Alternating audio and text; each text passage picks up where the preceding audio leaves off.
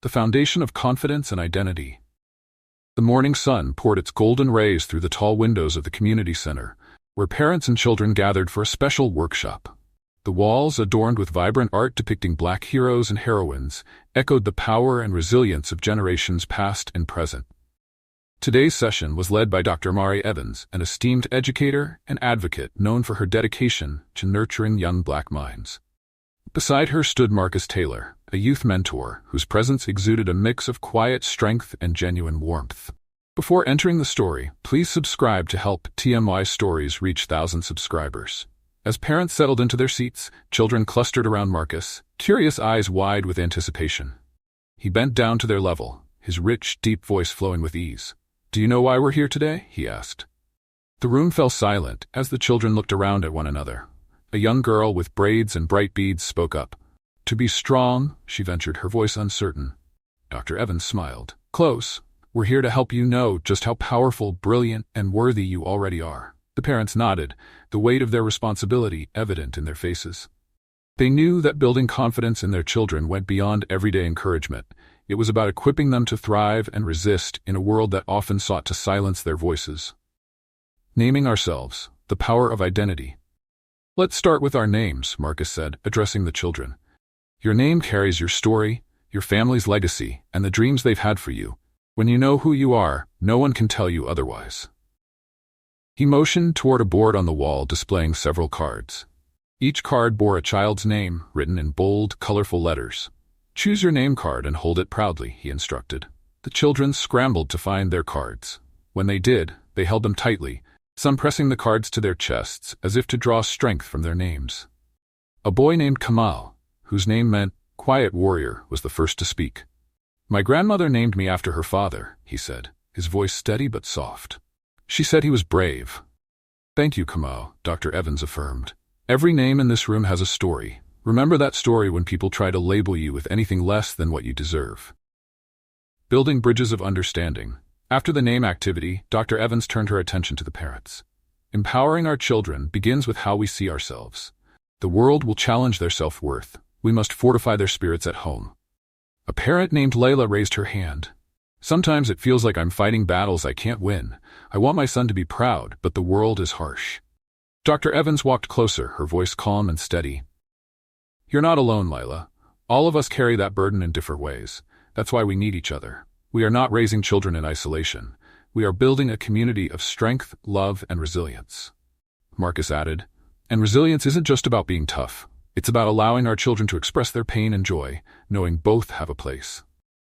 The stories we tell. To close the session, Dr. Evans asked everyone to gather around for a story. A tale passed down through her family, about a young boy who faced adversity, but never lost sight of who he was.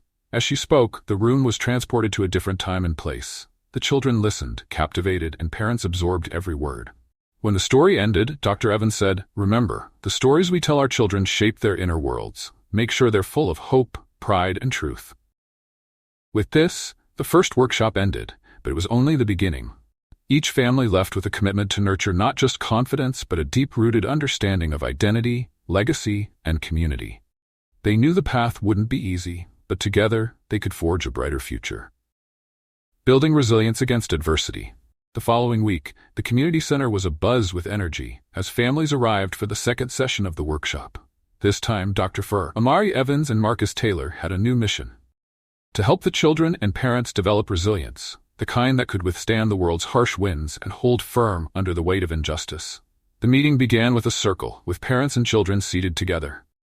Dr. Evans stood at the center, her eyes surveying the faces around her. "Resilience," she began, "is more than just enduring hardships. It's about growing stronger through them." Facing challenges together, Dr. Evans invited the children to participate in a simple but powerful exercise. "I need a volunteer," she said. A boy named Isaiah, who often kept to himself, hesitated but finally raised his hand. He stood beside Dr. Evans, his small frame tense. "Isaiah," Dr. Evans said gently, "imagine you're facing a big challenge, like being called names because of the color of your skin." She motioned for Marcus, who stepped forward. "I'll be your voice of strength, but we'll need more help." Isaiah nodded, and one by one, the children and parents stood, forming a circle around him. "We'll show Isaiah that resilience isn't built alone," Marcus explained. "It's built together." Close your eyes, Isaiah, Dr. Evans instructed. Listen to your community.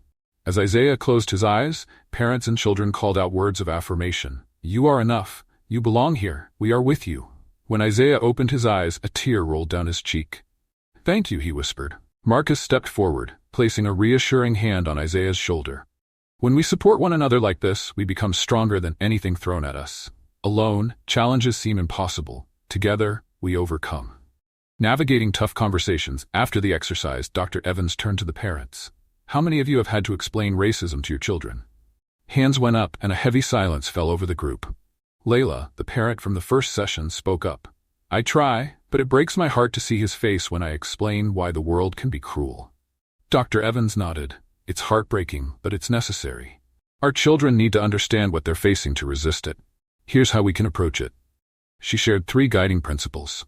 Be honest, but age-appropriate. Children need truth, but in ways they can process. Let their questions guide you.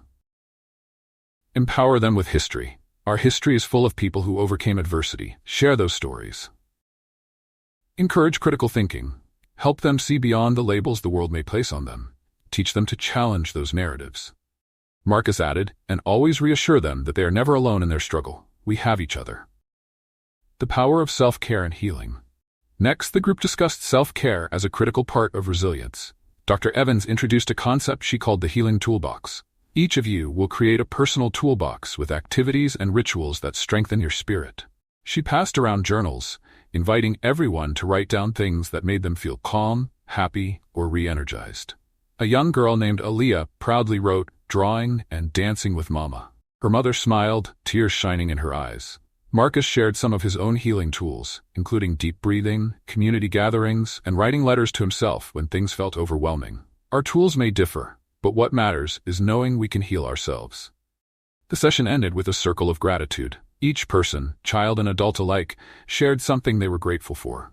I'm grateful for being here, Isaiah said, this time with more confidence. I'm learning to be strong.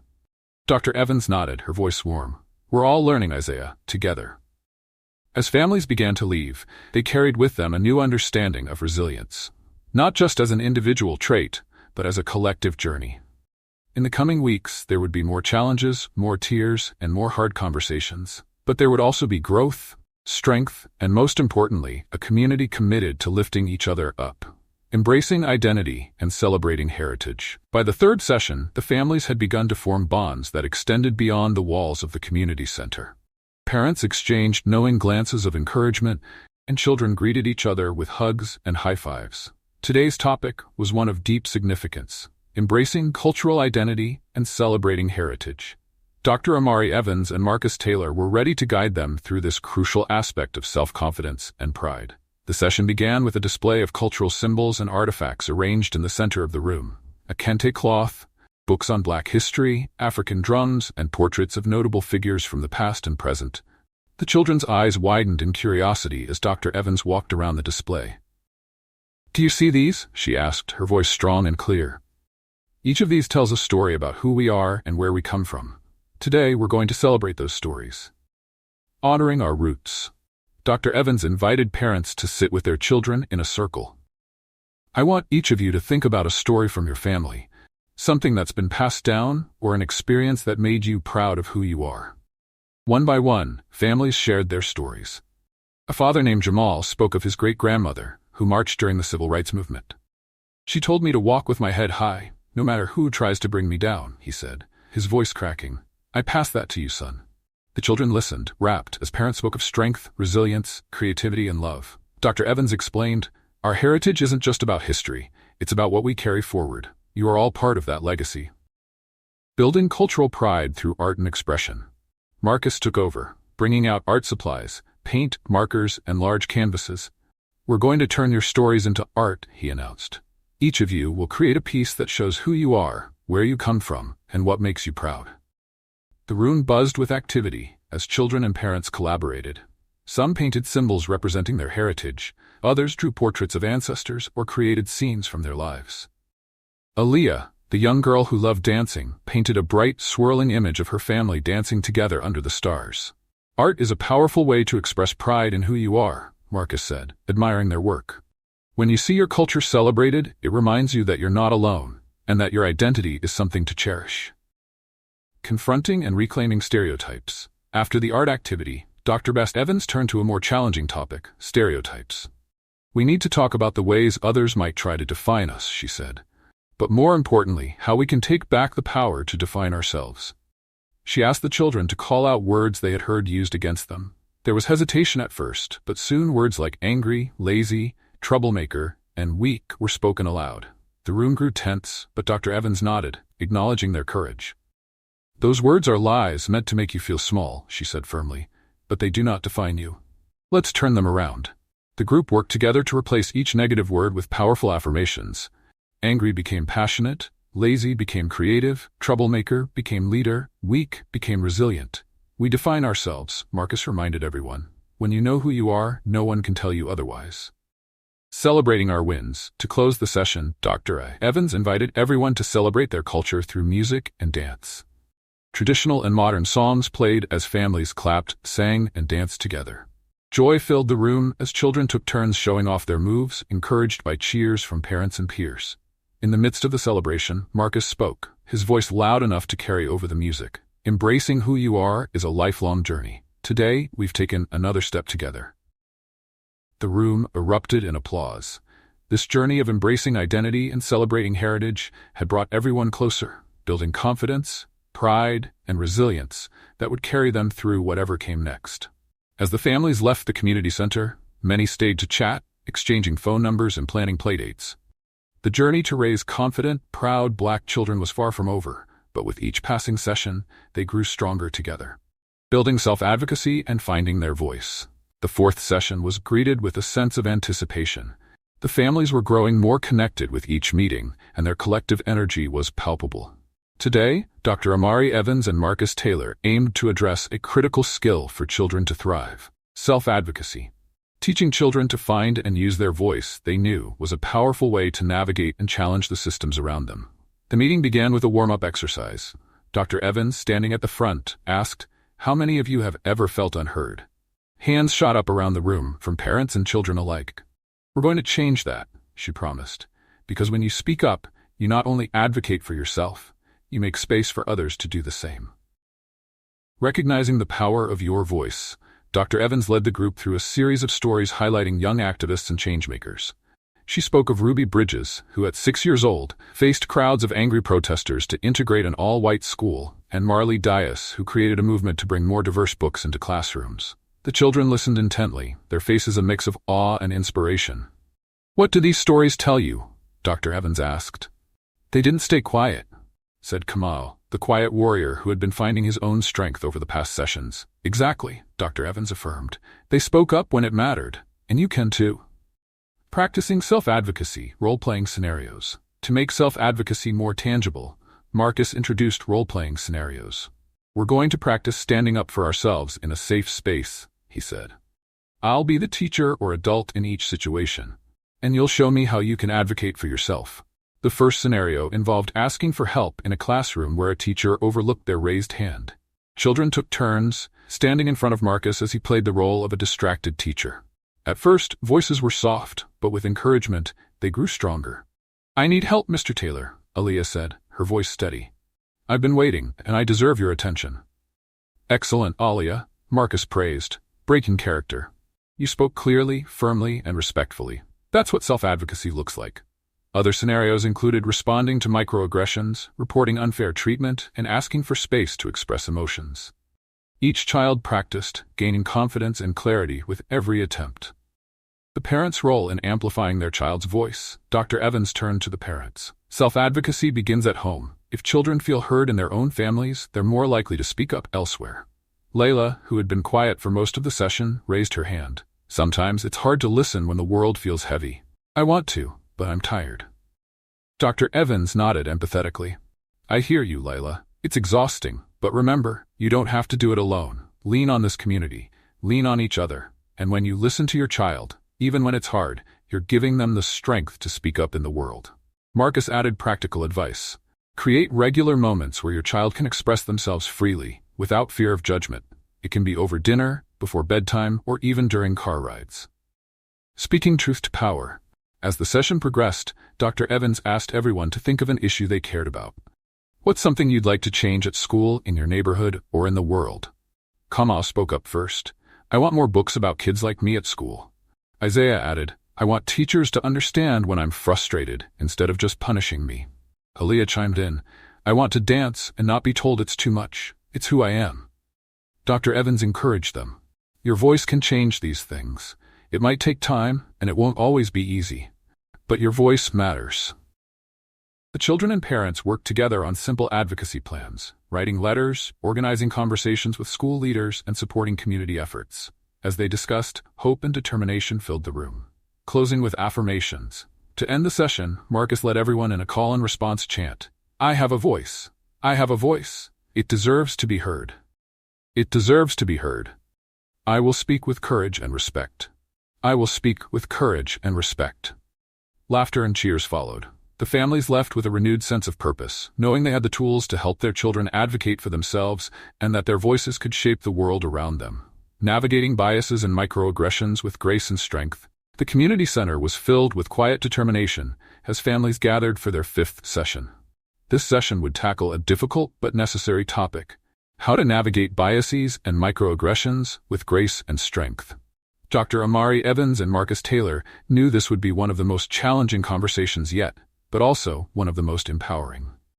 Dr. Evans opened the session with a deep breath and a moment of silence to reflect. What we're about to discuss may bring up painful memories or stir emotions, but together we'll find ways to rise above the challenges and teach our children to do the same.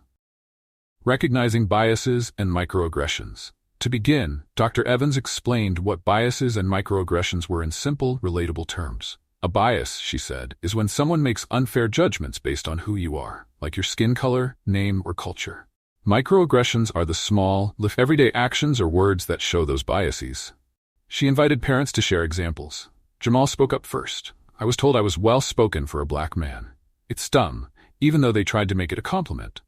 Dr. Evans nodded. Exactly. It's those small comments that often cut the deepest. Turning to the children, she asked, have you ever been treated differently because of who you are? Aliyah raised her hand slowly. One time, a girl in my class said my hair was too wild. She wanted to touch it like I was some animal. The room fell silent for a moment. The pain of shared experience is palpable. Marcus spoke up. When people treat you like that, it's not about you, it's about their ignorance or fear, but it can still hurt. Responding with strength and clarity, Marcus led an exercise in responding to microaggressions. Sometimes the best way to deal with a hurtful comment is to speak up, he said. Other times it's best to walk away and save your energy. You get to choose. He invited the children to practice scenarios where they could respond calmly but firmly. If someone says something hurtful, they could say, that's not okay. Please don't talk to me like that. If someone asks an invasive question, they could reply, why do you want to know that? Isaiah, who had gained confidence over the past sessions, volunteered to role-play first. Marcus played the part of a classmate making a rude remark. Isaiah responded, that comment isn't funny. I deserve respect. Great job, Marcus said, clapping him on the back. You stood your ground without being mean. That's strength. Teaching emotional resilience, Dr. Evans turned to the parents. It's important to acknowledge the feelings these experiences bring up. Anger, sadness, frustration. Our children need to know it's okay to feel all of that. She led a short mindfulness exercise, inviting everyone to close their eyes, breathe deeply, and focus on letting go of tension. By centering yourself, you gain control over your response. You don't let the world decide how you react. After the exercise, families were encouraged to discuss ways to release and process emotions at home, whether through journaling, art, physical activity, or talking to someone they trust. Building allies and finding support. Marcus reminded everyone that they were not alone. There are people who will stand by you, friends, teachers, mentors. Building a network of support is one of the best ways to counteract bias. Dr. Evans shared tips for parents on helping their children find allies in school. Encourage open conversations with teachers about their child's needs. Connect with other families to build supportive networks. Empower children to seek out and trust friends who stand up for them.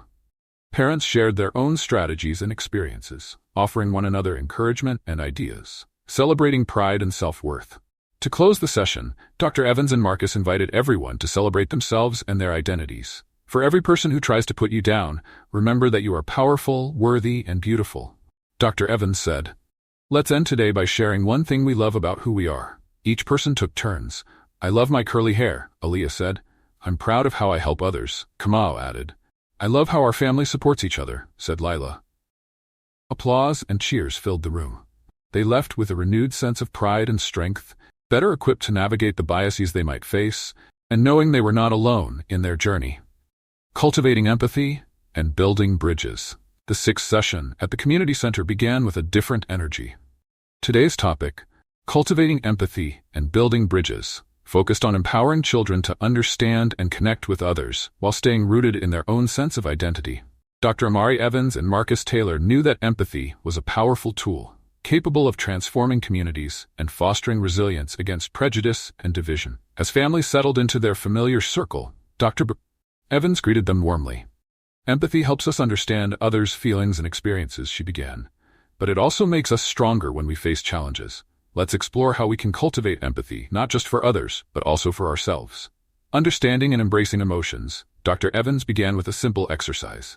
Take a moment to think about a time when you felt sad, scared, or misunderstood, she said gently. Hold that memory in your mind. She gave the families a few moments to reflect before continuing. Now, think about how you wanted to be treated in that moment. What would have helped you feel better? The children and parents shared their thoughts. Isaiah spoke first. I wanted someone to listen without interrupting. Beautiful, Dr. Evans said. Listening is one of the most powerful ways to show empathy. Others shared their desires for kindness, understanding, or simply being seen. Empathy starts by putting ourselves in someone else's shoes, Dr. Evans explained. When we understand how we want to be treated, we learn to treat others that way. Practicing empathy through storytelling. To deepen their understanding of empathy, Marcus led a storytelling activity. Each of you will pair up with someone you don't know as well. Take turns sharing a story about a time when you faced a challenge. Children and parents paired up, exchanging stories of big and small struggles, losing a pet, being teased, feeling alone in a new place.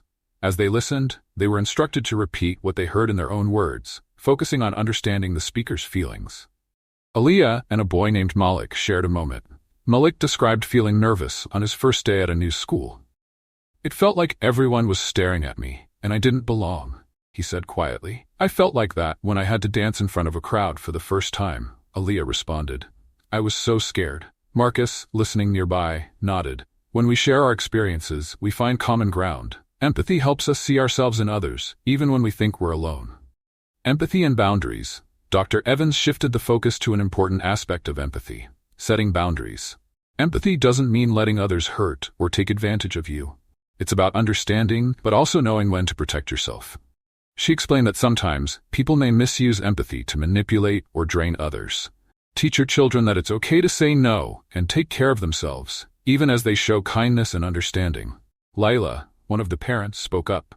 How do I teach my son to be empathetic without letting people walk all over him? Dr. Evans offered guidance. Model the balance yourself. Show kindness, but set limits when needed. Practice phrases like, I care about you, but I need space right now. Or, I'm listening, but I can't help with this. Building bridges in diverse communities. The group discussed ways to build bridges with people from different backgrounds. Marcus shared his own experience of working with diverse groups. We need to understand that everyone has a story. Sometimes, connecting means being the first to listen, even if it's hard. The families brainstormed ways to foster empathy in schools and communities, organizing cultural exchange days, encouraging books and movies that reflect diverse perspectives, inviting people from different backgrounds to share their experiences. Empathy isn't about erasing differences, Dr. Evans reminded them. It's about valuing them. To close, Dr. Evans led a brief reflection on self-compassion. Being kind to yourself is just as important as being kind to others, she said. When you make mistakes, treat yourself with the same care you would offer a friend. Each child and parent wrote a compassionate letter to themselves.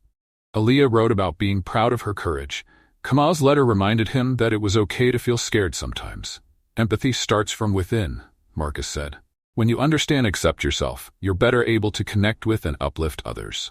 As the session ended, families left with new insights and tools.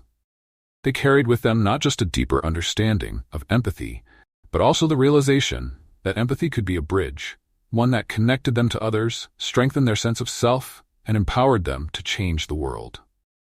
Overcoming challenges and embracing failure. As families gathered in the community center for the 7th session, there was an air of determination mixed with apprehension. Today, Dr. Amari Evans and Marcus Taylor were set to guide everyone through a topic that often brought discomfort but was vital to resilience: overcoming challenges and embracing failure. Dr. Evans stood at the front of the room, a gentle smile on her face. "Every single one of us has faced failure," she began. "It's a part of life. But what if we saw failure not as the end, but as a chance to learn and grow?" Sharing stories of failure. To begin, Dr. Evans invited parents and children to think of a time they experienced failure. "I'll go first," she offered. "When I was younger, I wanted to be on my school's debate team. I worked so hard, but I didn't make it. I was crushed." The room was quiet as she continued. "But that moment taught me to speak up for myself. I kept practicing, and the next year, I made the team. Failure wasn't the end, it was a new beginning." She looked around. Who would like to share their story? Kamal raised his hand. "I tried out for soccer and didn't make it. I felt like I wasn't good enough." Marcus stepped forward. "I felt that way too, Kamal. But here's what we can do. We can choose to see those moments as a chance to learn." "What did you learn from that experience?" Kamal thought for a moment. "I need to practice more, and I guess I learned that it's okay not to be perfect." Marcus nodded. "Exactly. Failure is a teacher." Redefining success and failure, Dr. Evans then asked everyone, "What does success look like to you?" Families took turns sharing their definitions: winning, being recognized, achieving a goal. She listened carefully before responding. "Success isn't just about winning," she said. "It's about trying your best, learning, and growing. Failure is just a step on that journey." To illustrate this, Marcus shared a story of a famous black inventor, Granville T. Woods, who faced numerous setbacks before making groundbreaking contributions to electrical and mechanical engineering. "He failed many times," Marcus explained, "but he kept going. And because of that, we remember him today." The families were encouraged to reflect on moments when failure led to unexpected growth or success, developing a growth mindset. To help children and parents embrace failure as a learning opportunity, Dr. Evans introduced the concept of a growth mindset. A growth mindset means believing that abilities and intelligence can be developed through hard work, dedication, and learning from mistakes. She led the group through a simple exercise. "I'm going to say a sentence, and I want you to reframe it with a growth mindset." She started with, "I'm not good at this." The families responded, "I'm not good at this yet. I made a mistake." The response came, "I made a mistake, and I can learn from it. I'll never be as good as them." They reframed it, "I can learn and improve in my own way." The room buzzed with energy as families practiced turning negative thoughts into opportunities for growth. Building resilience through challenge, Marcus led an activity to illustrate the importance of perseverance. "We're going to build something together," he said, passing out small building blocks. The goal was to construct a tower as high as possible, but with one rule: if it fell, they had to start over. As families worked, towers wobbled and collapsed. Frustration set in, but Marcus and Dr. Evans encouraged them to keep going. "Every time it falls, you're learning what doesn't work," Marcus said. "Use that to make it stronger." Eventually, the room erupted in cheers as families succeeded in building stable towers. "You didn't give up," Dr. Evans said proudly. "That's resilience." Encouraging self-compassion and celebrating effort. Dr. Evans closed the session with an important reminder. Failure can hurt. It's okay to feel disappointed.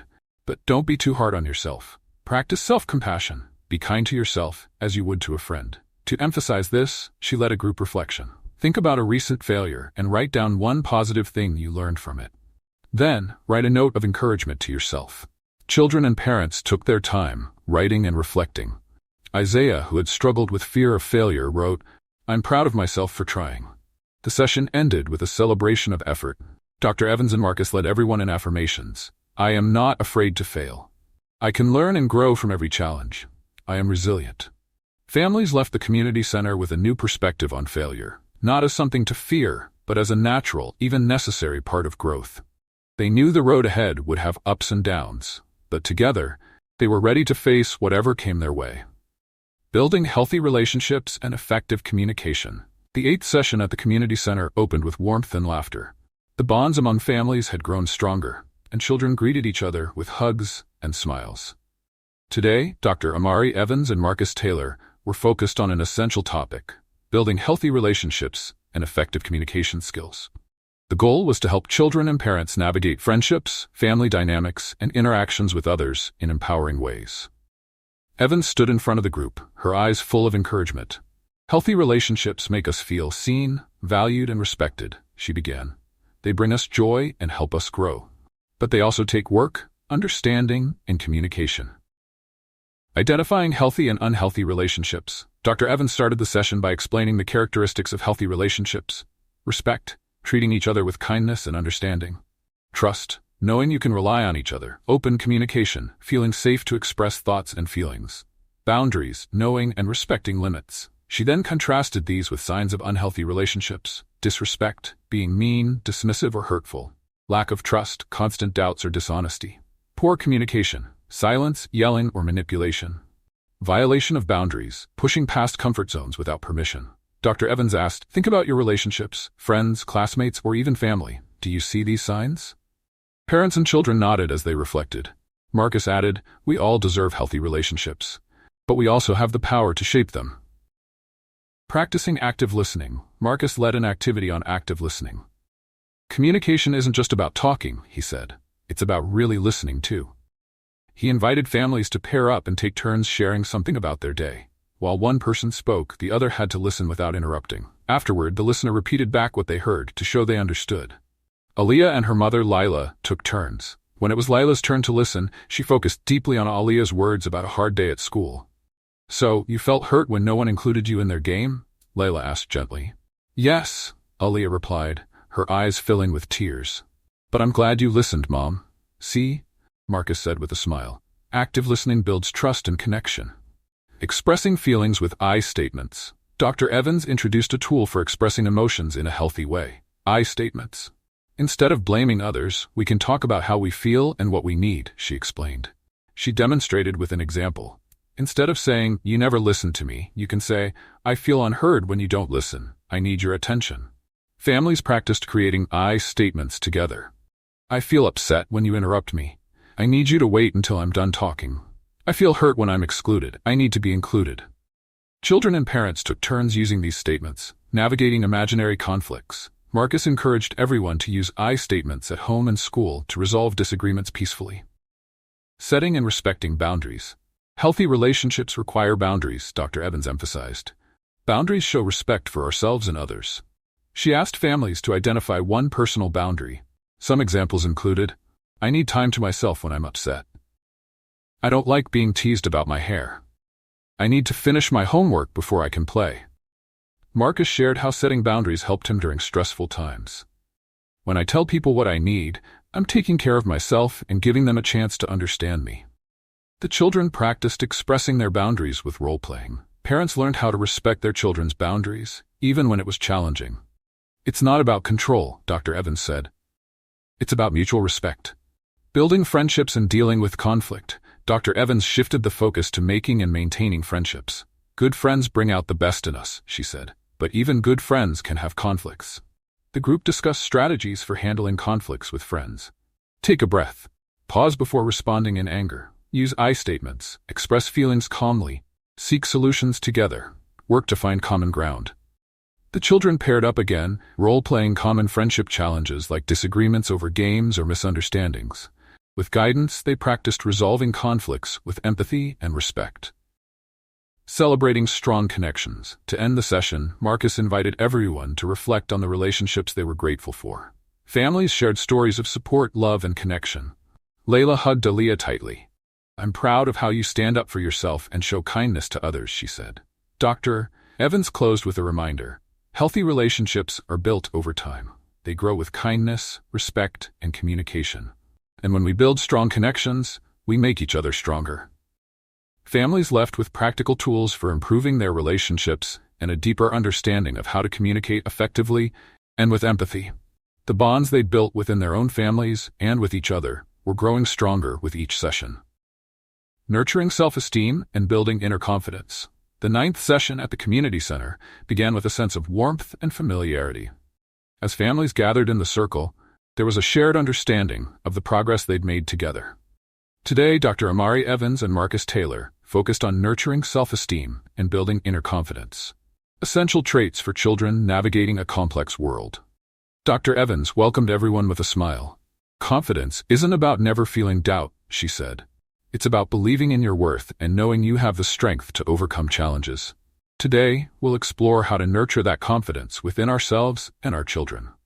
Defining self-esteem and inner confidence. Dr. Evans began by explaining self-esteem in simple terms.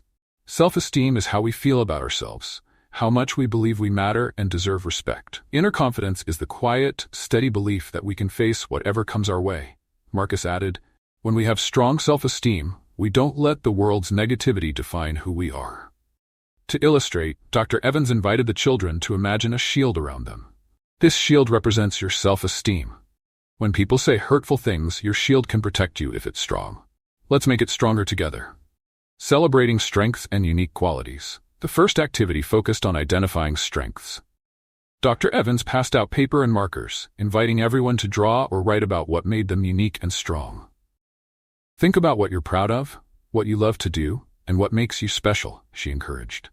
Children and parents worked together, creating colorful representations of their qualities.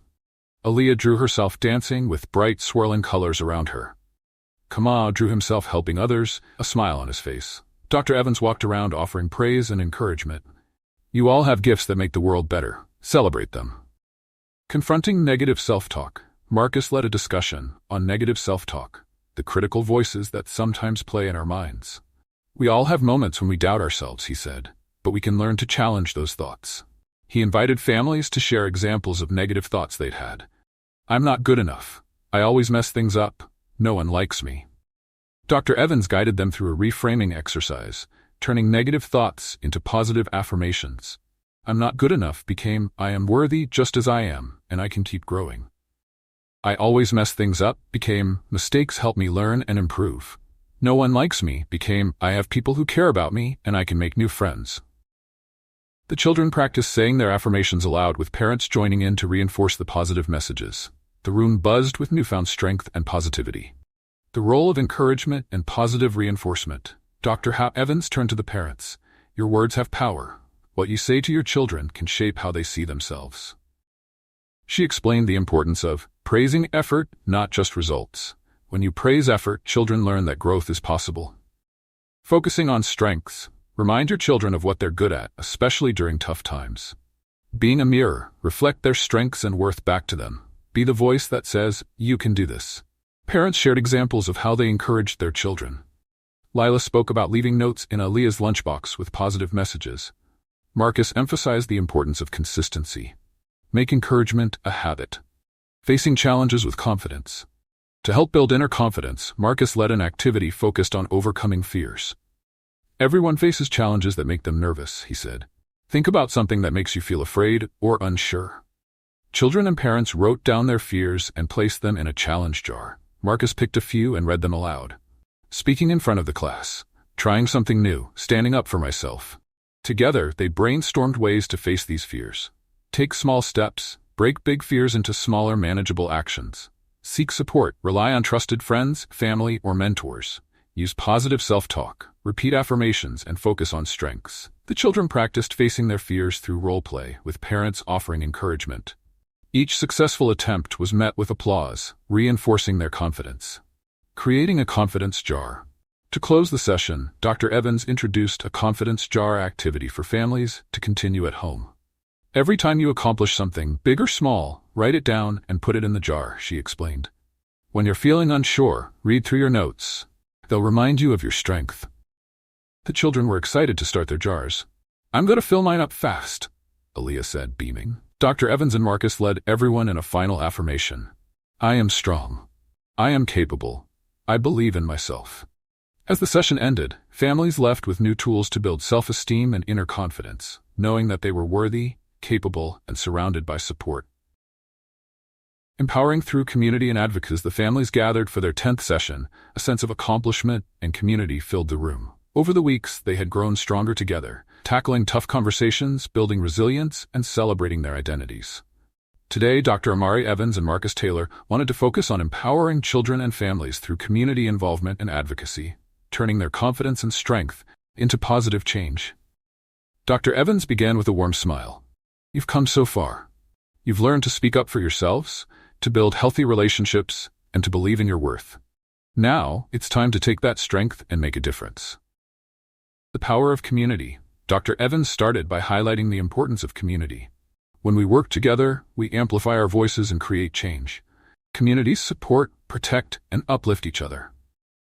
She shared examples of community-driven movements throughout history, from civil rights marches to local initiatives that transformed neighborhoods. Every change starts with people coming together, she said. You have the power to create change in your own communities. Marcus added, and it doesn't have to be a huge movement. Small acts of kindness and service can make a big difference. Identifying community needs. To help families connect with their community, Dr. Evans asked, what are some challenges you see in your neighborhood, school, or city? Parents and children spoke about issues such as lack of after-school programs, bullying at school, limited access to diverse books, and unsafe playgrounds. Every problem presents an opportunity for change, Dr. Evans said. Let's think about ways we can help. The families brainstormed solutions, ranging from organizing book drives to raising awareness about bullying. By coming together, we can start addressing these challenges, Marcus emphasized. Becoming advocates. Dr. Evans explained the role of an advocate. An advocate is someone who speaks up for themselves and others, especially when something needs to change. Advocacy can be as simple as talking to a teacher or as big as leading a community project. To practice, Marcus led a role-playing activity where children and parents acted as advocates in different scenarios. Speaking to a principal about school bullying policies, petitioning the city council for safer parks, writing letters to the local library requesting more diverse books. Kamal, who had grown from a quiet observer to a confident speaker, played the role of an advocate passionately. We need a space where everyone feels safe, he said, his voice strong and clear. The room erupted in applause. Advocacy is about using your voice, Marcus said, and every voice matters. Building a community project. The group decided to create a community project together. Ideas flowed, creating a community garden, hosting a cultural appreciation day, or starting a mentorship program for younger children. They chose to organize a day of celebration and learning that would showcase their cultures, talents, and stories, while educating others about diversity and unity. Dr. Evans outlined steps to make it happen. Plan the event. Decide on activities, speakers, and logistics.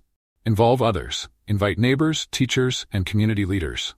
Share your message. Use the event to promote understanding, empathy, and pride.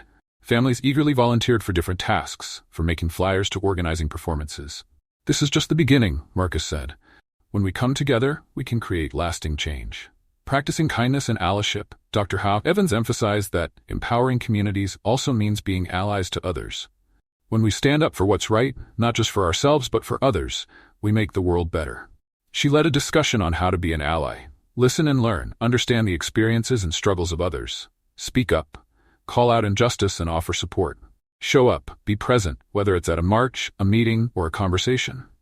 Parents shared stories of times they'd acted as allies, inspiring the children to think about how they could do the same. Empathy and allyship go hand in hand, Dr. Evans said, celebrating accomplishments and looking ahead. To close the session, Marcus invited everyone to reflect on their journey. You've grown so much. You've faced challenges, found your voices, and built strong relationships. Now you're ready to lead and inspire others. Dr. Evans added, this isn't the end, it's a new beginning. Take what you've learned here and carry it forward. Families shared their favorite memories from the sessions. Aaliyah spoke about gaining the courage to dance without fear. Isaiah shared how he learned to speak up for himself. Parents expressed pride in their children and gratitude for the community they'd built. The session ended with a collective affirmation. I am strong. I am worthy. I am part of a powerful community. Together, we can make a difference. As they left the community center, the families carried with them a deep sense of purpose and connection. They were ready to use their voices, their strength, and their collective power to create a brighter future for themselves, for their communities, and for the generations to come. Cultivating a legacy of confidence, strength, and hope. The final session at the community center was both joyous and bittersweet. Over the past weeks, families had forged deep bonds, shared struggles, celebrated triumphs, and grown stronger together. Today, Dr. Amari Evans and Marcus Taylor would guide them through their last meeting, a reflection on their journey and the creation of a lasting legacy of confidence, strength, and hope for their children and their community. As everyone gathered, the atmosphere was filled with anticipation. Dr. Evans stood at the center of the circle, her voice steady and warm. This journey we've taken together doesn't end here, she began. The seeds we've planted will continue to grow in your homes, your hearts, and your communities. Today, we celebrate everything you've accomplished and look forward to what lies ahead. Reflecting on growth and change. Dr. Evans invited families to share how they had grown over the weeks. Kamal, who had once been hesitant to speak, now stood with confidence. "I've learned that my voice matters," he said, looking around the circle. "I used to be scared to speak up, but now I know I can make a difference." Aaliyah spoke next. "I'm proud of my culture, my hair, and my dancing," she said, smiling through tears, "and I'm not afraid to show it." Parents shared their reflections too. Layla spoke of learning to listen deeply to her daughter, while Jamal expressed his pride in seeing his children stand taller and speak more confidently. There were tears, laughter, and a palpable sense of pride as families recognized the growth in themselves and one another. Crafting a family mission statement. Dr. Evans introduced the idea of a family mission statement, a guiding set of principles that would reflect their values, goals, and dreams. "This statement is a reminder of who you are and what you stand for," she explained. Families worked together to create their statements, writing words that reflected their unique journeys. "We are a family that loves and listens. We stand strong in the face of challenges. We uplift each other and our community. We celebrate our culture and strive for justice." As each family shared their mission statement, the room buzzed with purpose. Marcus said, "This is your legacy. Let it guide you in every decision and challenge." Passing on traditions and values. Dr. Evans spoke about the importance of passing down traditions, stories, and values. "Our children carry our legacy forward," she said. "They learn from what we do, not just what we say."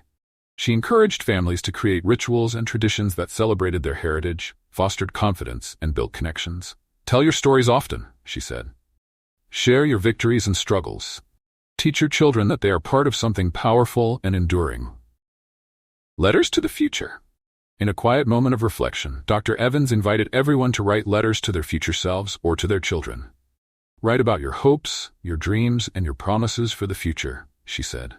The room fell silent as pens moved across paper. Tears flowed as parents wrote heartfelt words to their children, promising to stand by them, to encourage their dreams, and to always see their worth. Children wrote of their hopes to grow stronger, to face the world with courage, and to carry the lessons they had learned. Marcus read a portion of his own letter aloud. "To my future self, never forget where you came from and who you stand for. Use your voice to lift others, and remember that strength comes from love, not fear." Closing ceremony of celebration and hope. To end the session, Dr. Evans and Marcus led a closing ceremony. Families gathered in a circle, holding hands. One by one, they shared a final word of hope, strength, or gratitude. The room filled with powerful affirmations and love. Dr. Evans spoke last. "You have shown me what courage looks like," she said, her voice thick with emotion. "You've faced challenges head-on, lifted each other up, and created a legacy of strength and hope. Carry this with you always." Marcus stepped forward. "This isn't goodbye. This is the beginning of something bigger. Each of you creating change, showing love, and building strong futures for yourselves and your children. We are forever connected." A legacy of strength. The families hugged and exchanged words of encouragement. They left with renewed purpose, their hearts full. Outside the community center, children ran and played, their laughter echoing in the air. Parents walked hand in hand, their steps confident. Dr. Evans and Marcus watched from the doorway, proud of what had been accomplished. "We did it," Dr. Evans said quietly. "They did it," Marcus corrected, a smile spreading across his face, "and they'll keep doing it." Together, they turned and closed the doors, knowing that the legacy of strength, confidence, and community would continue to grow and to grow in every home and every heart. The journey to raise confident, resilient, and proud Black children is a lifelong one. It is a journey of love, struggle, hope, and triumph. This book has been a guide, a companion, and a reminder that every child deserves to know their worth, their strength, and their power to create change. To every parent, teacher, mentor, and child reading this, you are seen, you are valued. You are powerful beyond measure. Carry your legacy forward with pride, and never forget that together, we can create a world where every child shines. Thank you for watching the story. If you find the video interesting and meaningful, please comment 1 and subscribe to the channel TMY Stories. We will bring many interesting and meaningful stories to our audience. Once again, thank you everyone for listening.